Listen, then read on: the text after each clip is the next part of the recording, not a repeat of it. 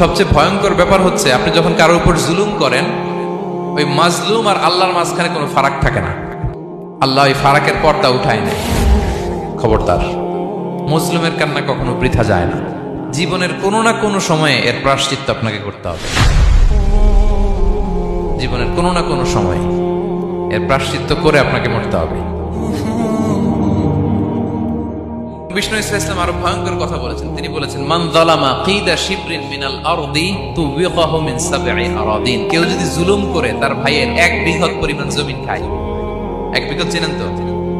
এই যে আমার এই আঙ্গুল থেকে এই আঙ্গুলটা, এটা টান টান করলে যতটুকু জায়গা, এটা বলে এক বিঘত। শিবের আরবিতে বলে শিবর।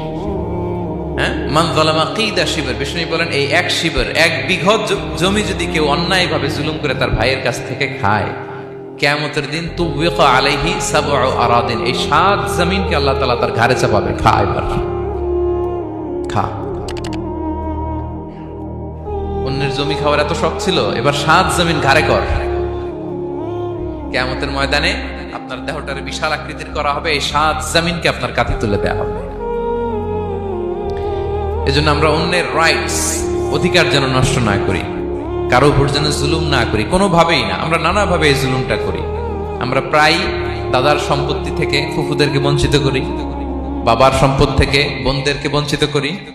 হ্যাঁ, নিজের ভাই আরেক ভাইকে, আপন ভাই ভাইকে বঞ্চিত করে, জুলুম করে। এরকম দৃশ্যপট আমাদের সমাজে আছে না নাই বলেন তো? কিয়ামতের দিন আল্লাহর সুপ্রিম কোর্টের কাঠগড়ায় হিসেব দিতে হবে। আর এই জালিমদেরকে আল্লাহ তাআলা পছন্দ করেন না। এবং সবচেয়ে ভয়ঙ্কর ব্যাপার হচ্ছে আপনি যখন কারোর উপর জুলুম করেন, ওই মাজলুম আর আল্লাহর মাঝখানে কোনো ফারাক থাকে না। আল্লাহ ওই ফারাকের পর্দা উঠায় নেয়।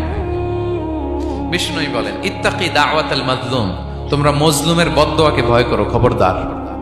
কারণ ফাইন্না লাইসা বাইনাহা ওয়া বাইনাল্লাহি হিজাব, তার আর আল্লাহর মাঝে কোনো পর্দা থাকে না। দোয়া করলেই ওটা আরশে যেয়ে কবুল হয়ে যায়। আল্লাহ তাআলার চারিপাশে অনেক পর্দা আছে। কেউ কেউ বলে 70,000 নূরের পর্দা। এই 70,000টা সহিহ হাদিস দ্বারা সাব্যস্ত না, কিন্তু অসংখ্য অগণিত পর্দা, এবং পর্দাও এটা নূরের পর্দা। আচ্ছা বলেন তো, জানলা দিয়ে বাইরের আলো ঠেকাতে আমরা দেয়ালে জানালায় কি লাগাই? পর্দা লাগাই। পর্দাটা কিসের তৈরি?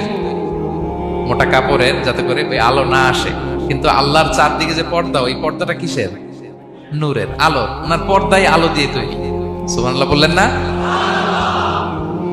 বিষ্ণু বলেন, ইত্তাকি দাওয়াতাল মাজলুম, মজলুমের বদদোয়াকে ভয় করো। ফাইন্না লাইসা বাইনাহা ওয়া বাইনাল্লাহি হিজাব, কেউ যখন মজলুম হয়ে কেঁদে বদদোয়া করে, তার আর আল্লাহর মাঝে ওই পর্দা থাকে না। বদদোয়া করছে, ডাইরেক্ট কবুল। খবরদার আমার পেনাঙ্গের ভাইয়েরা, আমরা যেন জালিম না হই। In it's any form, operation in it's any form, যেই কোনো ভাবে, যেই কোনো ক্ষেত্রে, যেই কোনো ধরনের হতে পারে জুলুম। কাউকে আপনি ছোট্ট কোনো কাজে ঠকালেন, বন্টন নীতিতে ঠকালেন, হ্যাঁ, জমি মেরে দিয়ে ঠকালেন, আমানত মেরে দিয়ে ঠকালেন, ইন ইটস এনি ফর্ম যদি জুলুম করে থাকেন, খবরদার, মজলুমের কান্না কখনো বৃথা যায় না। মজলুমের কান্না কখনো বৃথা যায় না। জীবনের কোনো না কোনো সময়ে এর প্রায়শ্চিত্ত আপনাকে করতে হবে। জীবনের কোনো না কোনো সময়ে এর প্রায়শ্চিত্ত করে আপনাকে মরতে হবে। তাহলে কোন বিশ্বাসী কি জালিম হতে পারে? কারণ ইন্নাল্লাহা লা ইউহিব্বুল যালিমিন, আল্লাহ তাআলা জালিমদেরকে পছন্দ করেন না। Be a part of our vision to listen and share the khair. Be with our official social media handle for latest update.